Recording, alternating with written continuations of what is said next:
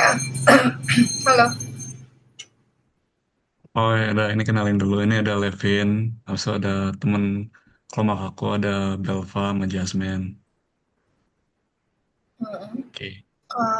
Bentar, nggak kelihatan ya? Bisa lihat share screen-nya nggak?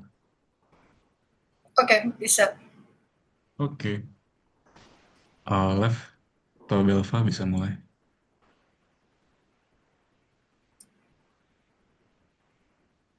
Oke, oke. Dan ya, lanjut aja. Oke, Silakan. mungkin sebelumnya hari ini kita akan presentasikan ya temu apa yang kami telah temukan selama satu semester ini. Jadi ya pertama untuk latar belakangnya sendiri untuk Homestay Teras Joyo adalah ya sebuah guest house ya yang berada di pusat kota Yogyakarta yang ya beroperasi di sebuah rumah cagar budaya dan memiliki suasana yang unik dan juga lebih tradisional dibandingkan dengan akomodasi modern. Dan untuk saat ini di Homestay Teras Joyo menawarkan total 5 kamar untuk penginapan jangka pendek. Ya. Jadi setelah kami telah melakukan tanya jawab, kami menemukan ada dua masalah utama yang dapat terjadi. Yang pertama adalah konflik penjadwalan atau double booking, di mana pelanggan dapat memesan kamar melalui platform online seperti Booking.com atau Airbnb, sementara ada pelanggan lain yang juga dapat memesan melalui admin sendiri untuk tanggal yang sama. Dan juga hal tersebut dapat terjadi karena belum ada sistemnya real time yang dapat memperbarui ketersediaan kamar tersebut. Dan hal ini tuh juga karena adanya pencatatan manual, di mana ya bisnis ini tuh masih sangat bergantung kepada pencatatan manual. Dan hal ini dapat menyulitkan admin untuk melacak pemesanan secara akurat dan juga tidak dapat memantau pendapatan atau pembayaran.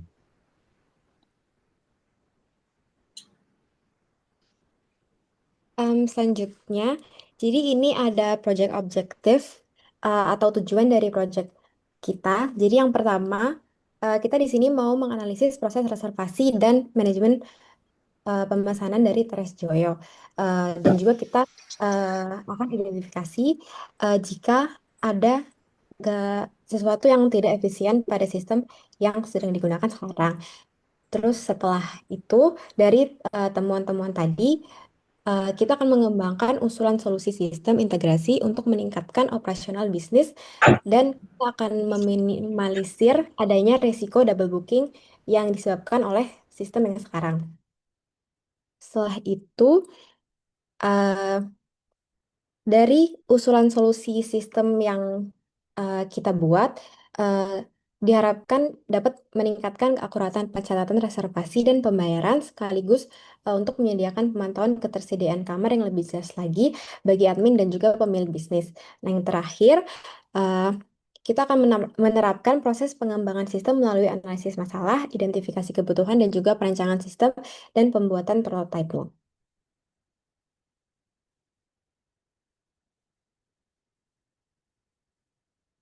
Oke, di sini ada ruang lingkup dan juga keterbatasan dari proyek kita.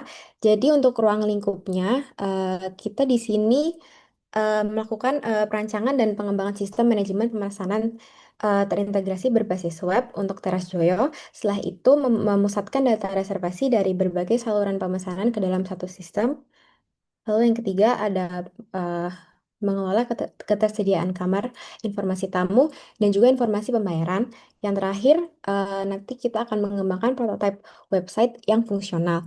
Nah, dari eh, proses pembuatan sistem ini, kita menemukan beberapa keterbatasan, yaitu sistem ini dikembangkan secara khusus memang berdasarkan untuk kebutuhan operasional dari Teras Joyo. Jadi nanti jika akan digunakan untuk mengelola hal lain, itu akan butuh penyesuaian lebih lanjut lagi.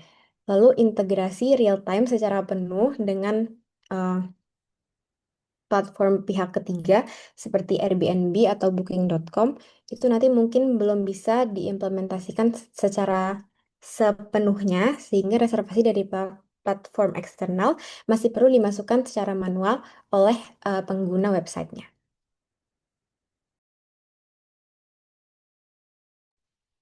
Baik, yang selanjutnya, di sini saya izin untuk menjelaskan kira-kira target pengguna untuk sistem kita itu ada siapa aja sih? Jadi yang pertama yaitu business owner-nya sendiri. Jadi diharapkan sistem kita dapat membantu business owner untuk memantau aktivitas operasional melalui dashboard utama. Selain itu juga untuk meninjau reservasi dan transaksi yang telah diperbarui dari jarak jauh eh, untuk memberikan visibilitas bisnis yang lebih baik. Jadi, yang kemudian yang berikutnya yakni customers. Kami juga eh, mengharapkan supaya customers sebagai indirect stakeholder-nya juga mendapatkan manfaat dari berkurangnya kesalahan pemesanan dan risiko double booking yang diperoleh dari bisnis kami. Selain itu, yang menjadi pengguna utamanya yakni adminnya. Jadi diharapkan sistem ini juga mampu membantu admin untuk mengelola proses reservasi transaksi yang telah terdigitalisasi. Jadi nantinya admin mampu mengakses catatan pemesanan, informasi tamu, dan riwayat transaksi dalam sistem yang terorganisir. Boleh dilanjut? Nah, jadi seperti yang sudah diketahui, kita sudah melaksanakan interview dengan beberapa pertanyaan sebelumnya, dan berikut adalah kebutuhan ataupun user requirements yang dibutuhkan untuk diimplementasikan di sistem kami. Ya, ini adanya manajemen reservasi terpusat dengan menggabungkan pemesanan langsung dan pemesanan dari marketplace termasuk dari Airbnb, Booking.com ke dalam satu sistem yang terintegrasi. Kemudian mengurangi risiko terjadinya double booking. Kemudian pemantauan ketersediaan kamar, diharapkan sistem ini mampu menampilkan ketersediaan kamar secara real time dan mendeteksi jadwal pemesanan yang bertabrakan secara otomatis. Kemudian akses informasi pemesanan, yakni adanya catatan pemesanan yang lebih terorganisir dan memudahkan pemantauan dan pengelolaan operasional. Kemudian manajemen data reservasi, sistem yang harus dapat mengelola informasi tamu, tanggal pemesanan, alokasi kamar, dan sumber pemesanannya itu sendiri. Kemudian, diharapkan juga ada pelacakan pembayaran dan keuangan. Jadi, sistem ini mampu mencatat pembayaran dari berbagai saluran pemesanan dan meningkatkan keakuratan transaksi. Boleh dilanjut? Dan mungkin di sini kami ingin melihatkan visualisasinya bagaimana eh, hal apa yang dapat menyebabkan terjadinya double booking. Jadi di sini untuk yang proses administrator, eh, pada saat lagi mau proses direct booking, administrator akan masukkan new reservasi ke dalam manual jurnal. Sehingga, namun kalau misalnya dari third party seperti Booking.com atau Airbnb, mereka punya kalender yang mereka sendiri, di mana ada third party kalender dan di sini tuh ada dua database, di mana pada saat administrator ingin memproses third party website booking, eh, administrator harus secara manual melihat dan mengcompare dua jurnal tersebut. Dan proses ini yang adalah masalah utama mengapa dapat terjadinya double booking.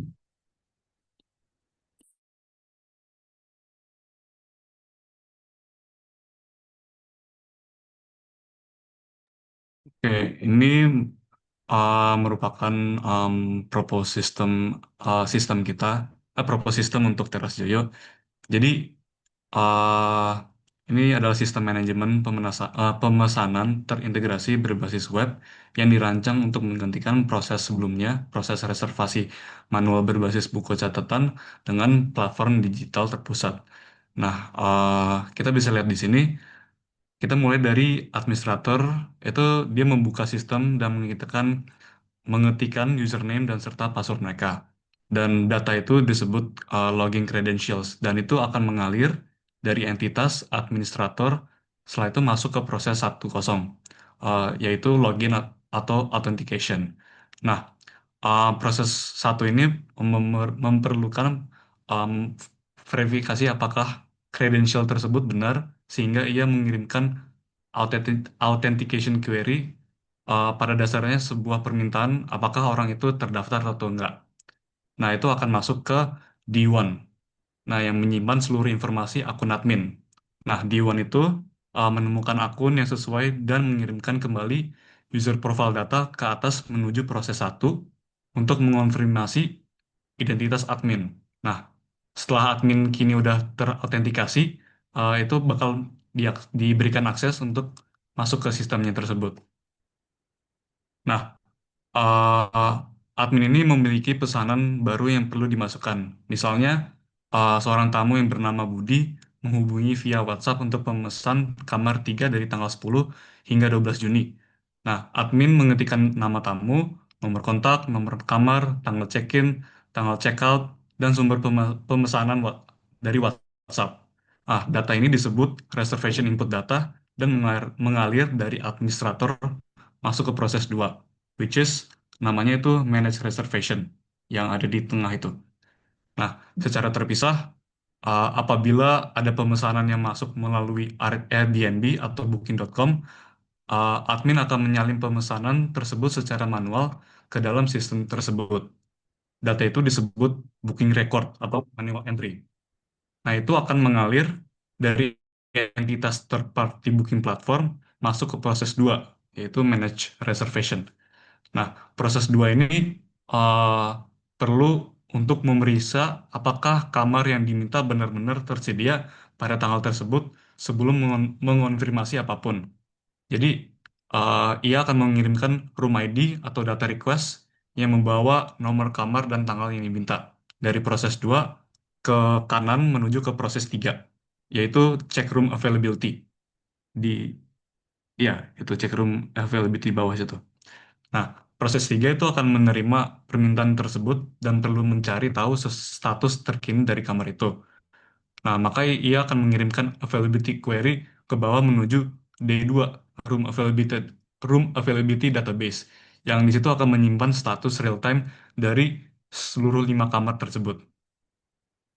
Nah, selanjutnya dari D2 itu akan mencari data kamar tersebut dan mengirimkan kembali room status. Apakah room itu tersedia atau terisi ke atas menuju proses 3. Nah, dari proses 3 itu mengetahui jawabannya dan mengirimkan available atau conflict result kembali ke kiri ke atas menuju proses 2, memberitahukan apakah kamar tersebut bebas atau sudah sudah dipesan pada tanggal yang diminta. Nah, jika hasilnya konflik, itu artinya kamar udah dipesan oleh orang lain.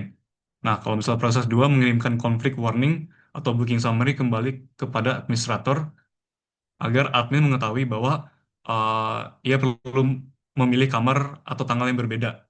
Jadi itu yang mencegah terjadinya double booking. Nah, kalau misal tersedia, proses 2.0 itu mengonfirmasi pemesanan dan penyimpanannya. Jadi ia akan mengirimkan reservation record ke bawah menuju D3, yaitu reservation database, yang menyimpan seluruh informasi pemesan, pemesanan dari semua saluran dari dalam satu tempat. Nah, setiap kali uh, adminnya perlu mencari pesanan yang udah ada, misalnya untuk mengedit atau memeriksa statusnya, D3 itu akan mengirimkan kembali reservation data ke atas menuju proses 2 agar dapat dilihat atau diperbarui. Nah, setelah pemesanannya dikonfirmasi, proses 2 itu meneruskan reservation details-nya yang berisi kayak booking ID, nomor nomor kamar, tanggal, dan informasi tamu ke record payment, yaitu proses 4, agar pembayarannya tuh dapat dikaitkan dengan pemesanan yang tepat. Nah, setelah itu admin akan mencatat pembayaran untuk pemesanan tersebut. Mereka akan memasukkan jumlah pembayaran, metode pembayarannya kayak gimana, dan tanggal pembayarannya diterima kapan. Nah, data ini disebut payment info, payment information, dan mengalir dari administrator masuk ke proses 4. Nah, apabila pemesanan data melalui Airbnb atau Booking.com, platform tersebut pada akhirnya mengirimkan pembayaran kepada admin setelah dikurangi komisi platform dan pajak dari third party bookingnya. Nah, adminnya juga bakal mencatat ini juga. Data ini disebut net payout dan mengalir dari third party booking platform masuk ke proses 4. Nah, di proses 4 itu dia akan menyimpan semua yang diterimanya ke dalam database pembayaran. Ia mengirimkan payment record ke bawah menuju D4 yang menyimpan seluruh detail pembayaran kayak ya tadi yang aku sebut, jumlah, metode, tanggal, dan status untuk setiap pemesanannya. Nah, setiap kali admin perlu meninjau atau memperbarui pembayarannya, misalnya untuk mengubah status dari down payment menjadi paid, itu D4 akan mengirimkan kembali payment data ke atas menuju proses 4, biar adminnya dapat melihat dan mengeditnya. Nah, setelah pemesanan dan pembayaran kedua dikonfirmasi, proses 4 itu mengirimkan confirm payment dan booking data ke ke ke proses 5, generate booking confirmation, sebagai tanda kalau misalnya segalanya sudah beres dan konfirmasi kini dapat diterbitkan. Nah, sementara itu, customer yang melakukan pemesanan melalui WhatsApp itu akan mengirimkan booking request mereka yang berisi tanggal dan kamar yang diinginkan. Dan data ini mengalir masuk ke proses 5, di mana ia dicocokkan dengan pemesanan yang sudah dikonfirmasi untuk menghasilkan output akhir. Nah, di proses 5 itu dia akan uh, mengsummarize semua informasi dan menghasilkan output akhir, which is digital booking confirmation atau receipt-nya yang akan mengalir dari proses 5 kembali kepada customer. Oke, boleh next. Nah, ini untuk functional dan non-functional requirements-nya. Secara garis besar, sistem ini punya 7 fungsi utama. Pertama, sistemnya hanya bisa diakses oleh admin yang sudah terdaftar lewat login username dan password. Yang kedua, admin bisa mengelola semua reservasi dalam satu tempat. Mulai dari booking baru, edit, sampai batalkan sekaligus bisa mencatat dari mana sumber pemesanannya. Apakah dari WhatsApp, Airbnb, atau Booking.com. Yang ketiga, sistem otomatis mengecek ketersediaan kamar sebelum reservasi dikonfirmasi. Jadi kalau misalnya ada tabrakan tanggal, sistemnya bakal langsung kasih peringatan dan mencegah double booking terjadi. Yang keempat, itu ada dashboard dan kalender yang menampilkan semua data reservasi sekaligus, dan admin bisa ngefilter atau cari data yang dibutuhkan yang dengan cepat. Yang kelima, setiap pembayaran bisa dicatat lengkap, jumlahnya, metodenya, tanggalnya, dan statusnya, apakah sudah dilunas atau baru di down payment atau belum bayar sama sekali. Nah, yang keenam, semua data reservasi dan pembayaran tersimpan secara digital dan bisa diakses kembali kapan saja. Dan yang ketujuh, sistem akan otomatis validasi data sebelum disimpan. Misalnya kalau misalnya ada field yang belum diisi atau tanggal yang bentrok, itu sistemnya bakal langsung notify adminnya. Next. Nah, untuk non-functional requirements-nya, di luar fungsi utamanya, ada 3 hal yang jadi standar kualitas dari sistem ini. Dari sistem, dari sisi kemudahan penggunaan, di mana sistem sistem akan dirancang agar bisa langsung dipakai tanpa perlu pelatihan panjang. Nah, semua fitur utama bisa diakses dalam maksimal 3 klik dari halaman utama, tampilan konsisten di semua halaman, dan sistem selalu kasih feedback langsung setiap kali admin melakukan sesuatu. Dari sisi aksesibilitas, tampilan sistem memperhatikan kontras warna, ukuran teks yang bisa disesuaikan, dan menggunakan bahasa yang mudah dipahami tanpa istilah teknis yang membingungkan. Nah, terakhir dari sisi keandalan data, sistem itu akan memastikan bahwa setiap data pembayaran selalu terhubung ke reservasi dan nomor kamar yang valid. Jadi tidak akan ada data pembayaran yang mengembang tanpa pemesanan yang jelas. Boleh, Nuk?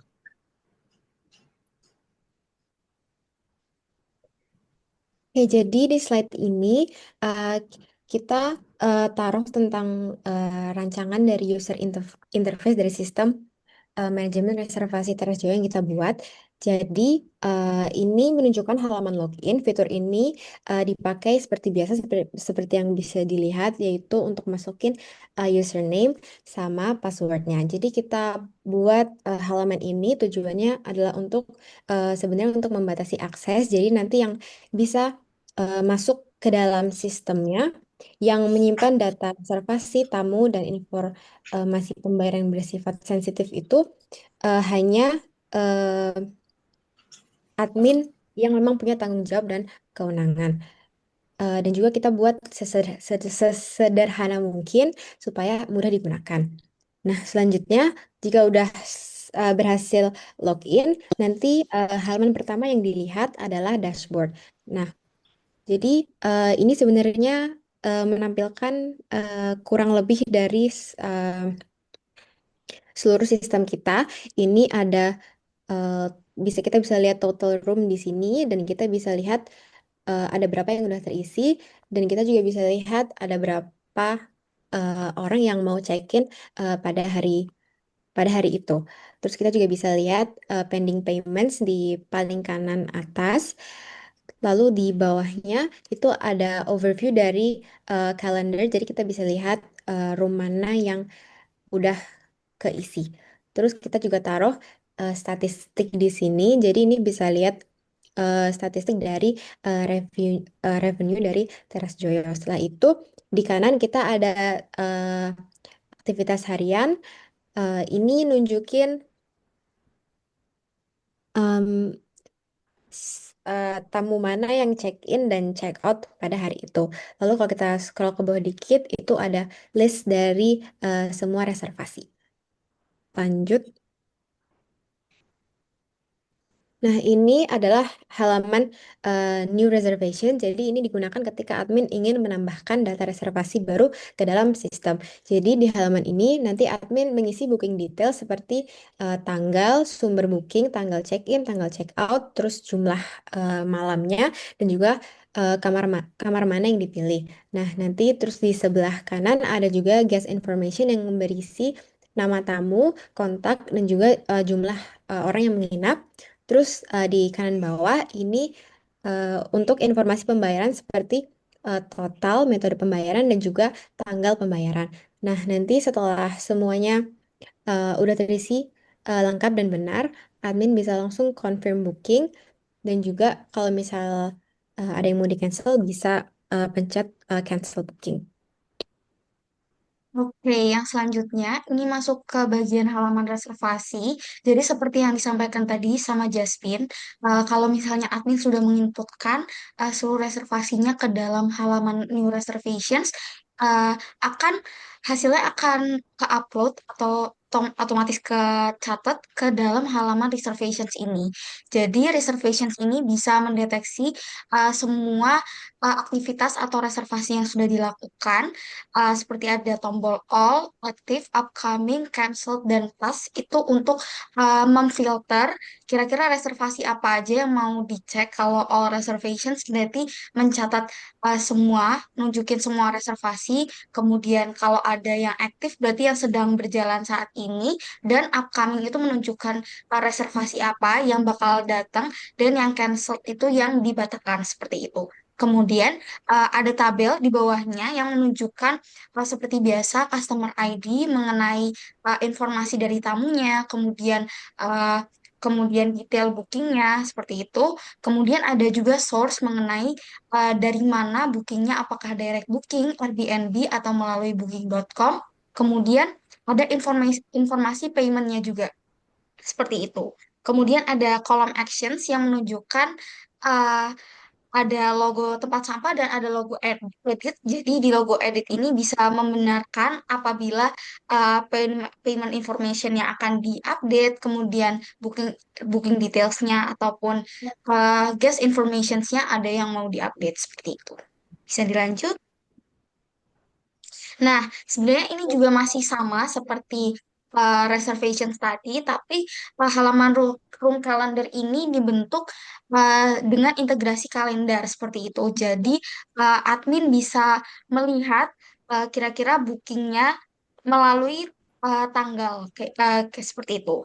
Jadi kalau misalnya ada yang logo biru itu jadi bookingnya sedang aktif. Kemudian kalau ada warna hijau itu seperti mengingatkan kira-kira tanggal check-in atau tanggal check-outnya itu kapan. Dan di situ juga ada logo merah. Jadi logo merah ini juga akan menunjukkan adanya indikasi double booking seperti itu.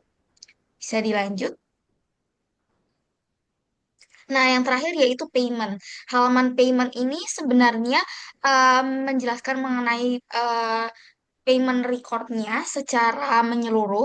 Di sini juga ada penjelasan mengenai total revenue yang sudah diperoleh, kemudian down payment, kemudian kira-kira ada berapa yang unpaid seperti itu.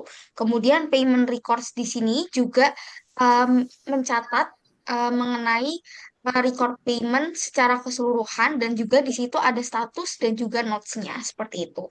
Notes ini juga bermanfaat untuk admin, jadi juga bisa ngasih tahu admin kira-kira pembayaran mana yang membutuhkan follow up, kemudian pembayaran mana yang sudah lunas dan lain sebagainya.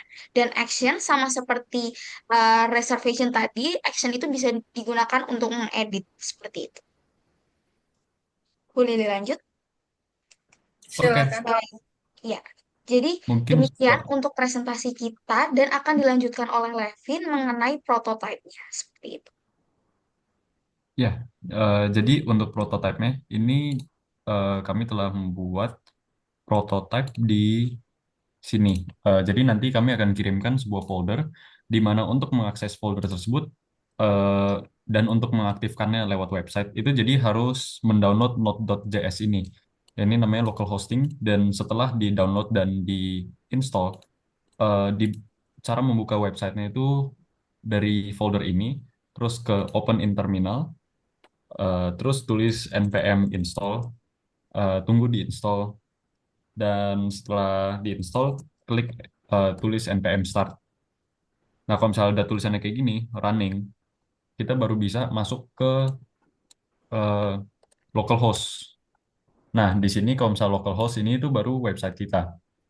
Nah, untuk username-nya itu admin_terasjoyo, sama untuk password yang kami set sementara ini adalah teras homestay 123. Dan seperti kamu tadi dibilang, kalau misalnya salah, dia bakal kasih lihat salah, dan kalau benar baru kita bisa masuk. Dan untuk website ini sendiri itu semuanya sudah terintegrasi dari new reservation ini. Jadi kita ini semuanya dapat uh, semuanya bisa diinput secara manual, di mana kita bisa lihat booking source-nya dari mana, check-in date-nya dari tanggal kapan sampai check-out-nya kapan, contoh di tanggal 11 sampai 19, assign room-nya di ruang 1 sampai 5 yang mana. Mungkin ini sementara bisa ngasal dulu untuk contact number, name sama numbernya. Untuk payment, karena ada dua cara, antara paid in full atau down payment, jadi kita um, memberikan dua opsi, di mana admin bisa tulis antara paid in full atau down payment. Kalau misalnya sementara ini kita taruh down payment 50.000 anggap, terus down payment paid-nya udah 10.000, payment methodnya contoh bank transfer di tanggal 10, dan confirm, dia akan kasih lihat bahwa booking confirm untuk tes di ruang 1 Juni 11 sampai Juni 19. Nah, kalau misalnya kita ke reservation nih, langsung keluar reservation yang tadi barusan kita masukin. Dan karena down payment di sini tuh tulisannya masih down payment. Dan untuk di dashboard nanti akan kelihatan langsung juga pending payment itu berapa dan siapa yang masih membutuhkan payment. Once kalau misalnya customer-nya sudah membayar, kami bisa edit di sini langsung tulisannya ada outstanding 40.000. Kalau misalnya kita masukin 40.000 di sini di payment terbaru dianggap tanggal 10, nanti dia langsung tulisannya paid di sini dan di dashboard dia langsung nurun angkanya menjadi 3. Dan setiap kali kalau misalnya ada reservation yang baru kita masukin, itu nanti langsung keluar ke room calendar. Jadi di sini kita bisa lihat ada ruang mana yang sedang dipakai di tanggal mana juga. Dan ada tulisan juga upcoming check-in terutama untuk em, yang belum check-in, seperti yang customer ID 7 yang tadi barusan kita masukkan, dan ada satu lagi Alexander di Juni 25 sampai 26. Untuk payment sendiri itu juga sudah terintegrasi dari new reservation. Jadi setiap kali kita masukkan nanti ada di reservation dan juga di payment.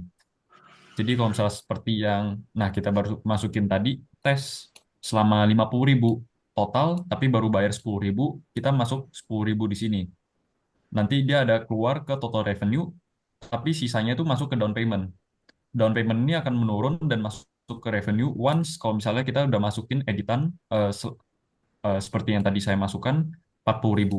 Nah, kalau misalnya udah ada, berarti nanti 40.000-nya akan berkurang di pending down payment dan akan ke total revenue.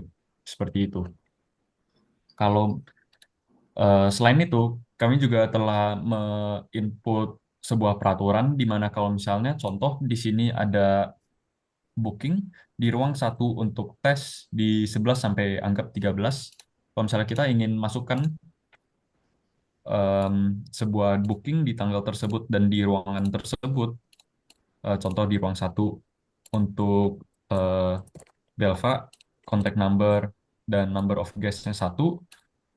Kalau misalnya kita masukin juga, walaupun ada nominalnya dan juga down payment paid-nya, dia akan ada peraturan bahwa ada tulisan error, ada booking conflict, di mana ada room 1 udah dibook oleh tes di Juni 11 sampai Juni 19.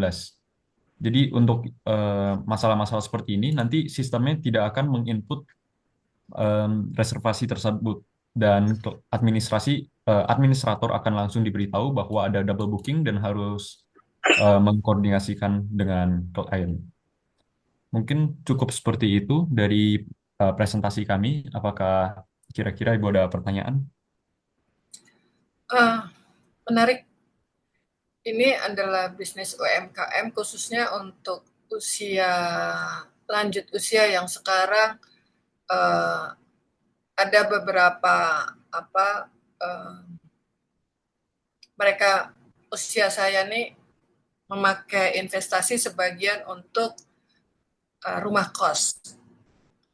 Kebetulan tadi kemarin saya pergi ke pameran main building di PIK 2, itu banyak yang menawarkan rumah kos. Dan yang hadir ke sana kebanyakan adalah usia-usia saya, sekitar 60-an, yang mereka mempunyai passive income di situ. Dan masih menggunakan secara manual. Di Teras Joyo memang menggunakan secara manual karena kita pikir ini hanya bisa dibangun 5 kamar karena apa, di situ daerah cagar budaya dan kita tidak bisa menaikkan menjadi 2 lantai. Itu karena ada peraturan baru pada saat kami mengajukan izin bangunan untuk merubah rumah tersebut. Karena rumah tersebut sudah lama sekali sudah menjadi rumah kos dan sudah menjadi tempat guest house, tapi belum ada peraturan tersebut. Akibat peraturan tersebut, efeknya jadi kita hanya terbatas menjadi 5 kamar. Otomatis karena merasa 5 kamar, saya masih bisa menghandle ini secara manual dengan jarak jauh, tapi ternyata saya harus di depan komputer, tidak bisa diaplikasikan kepada handphone. Apakah ini bisa diaplikasikan kepada handphone?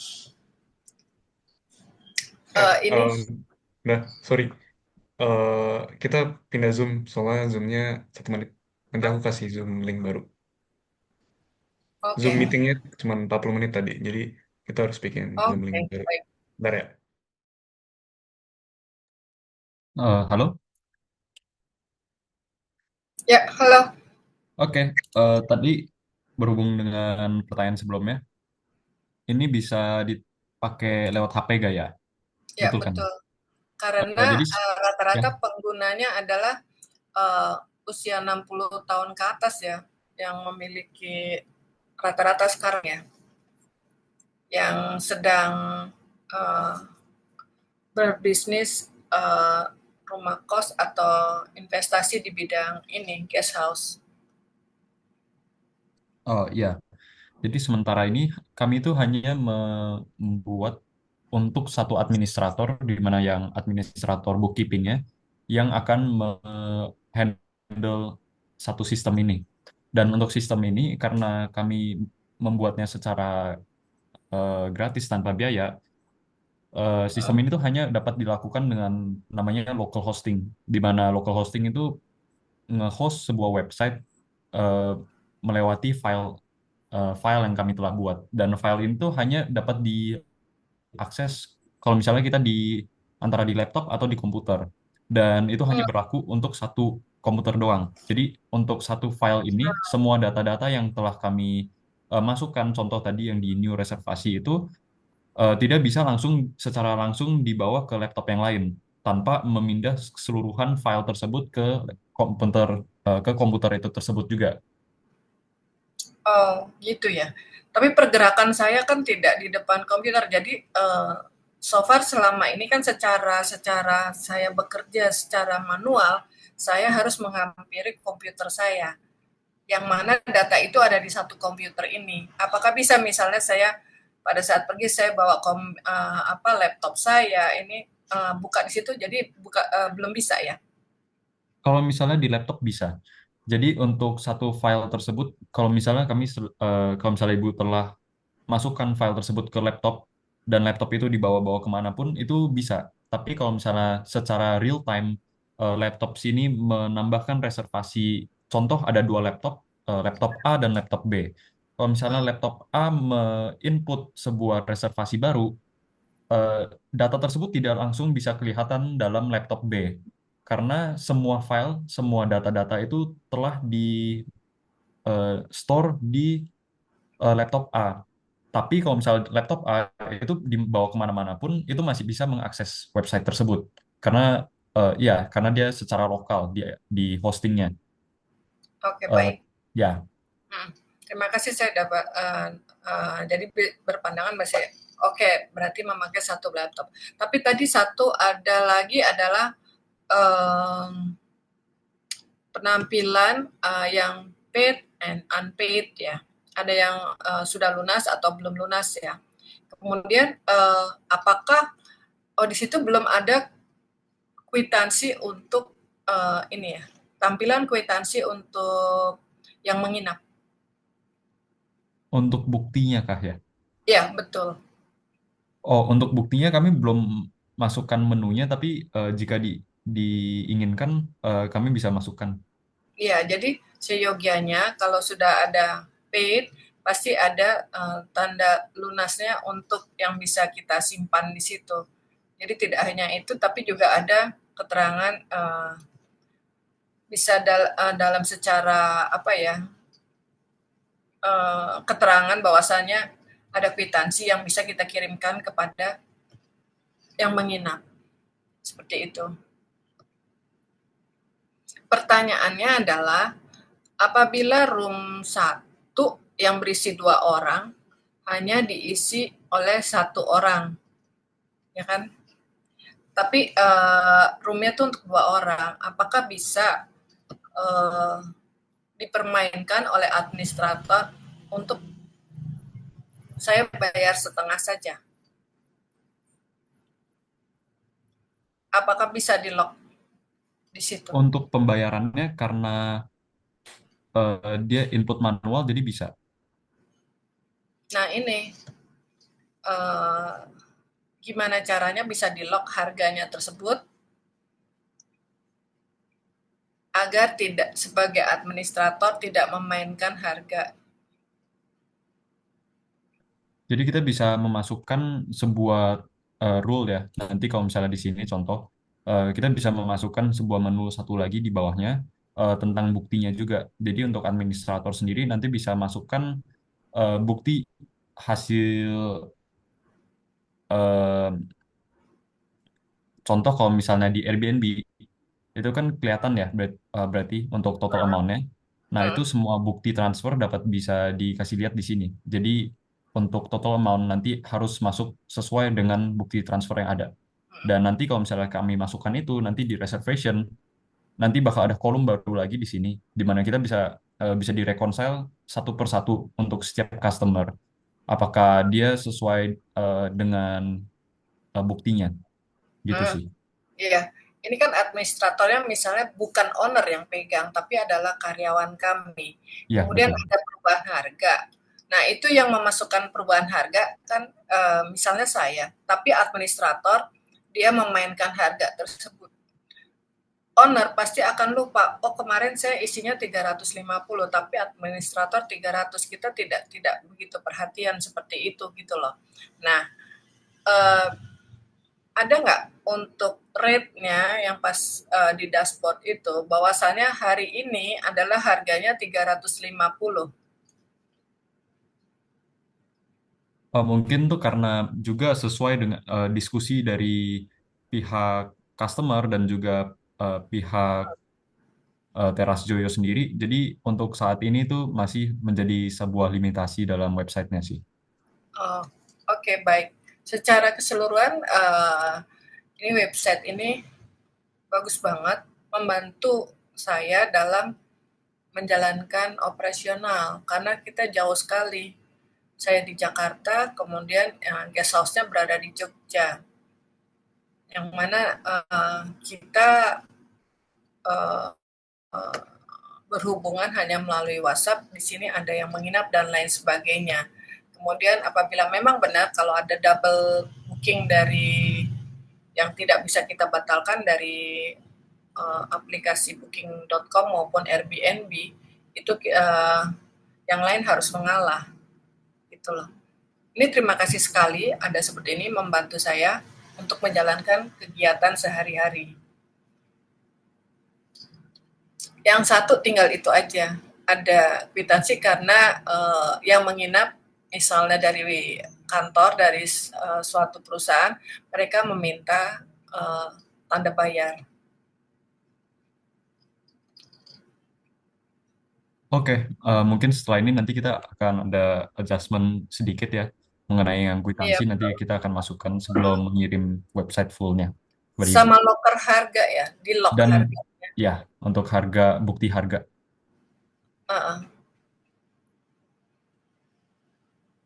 Baik, terima kasih Oke, atas masukannya. Ini sangat bermanfaat. Ini nggak ada ini ya, bahasa Indonesia, masalah bahasa ya, karena rata-rata usianya oh ya ya, nanti kita sedang mau masukkan juga. Jadi di sini nanti ada setting, ada ya mode betul gelap dan ini nanti di bawah kita juga mau ada translasi Inggris dan bahasa Indo. Untuk font size juga bisa digedein, dikecilin sesuai. betul. Mm-mm. Secara Oke, ini sudah baik, oke. sangat membantu. Terima kasih ya teman-teman, teman-temannya. Oke, Ya, baik. Ya, Bak. Ada lagi? mungkin kita bisa tutup presentasi dari uh, untuk Teras Joyo sistem yang propose system untuk Teras Joyo. Terima kasih juga atas kepercayaannya untuk diberikan kesempatan untuk memberi propose system dan sistem integrasi ini ke Teras Joyo. Jadi, thank you. Selamat siang. Selamat siang. Selamat siang, Bu. Siang, Ibu.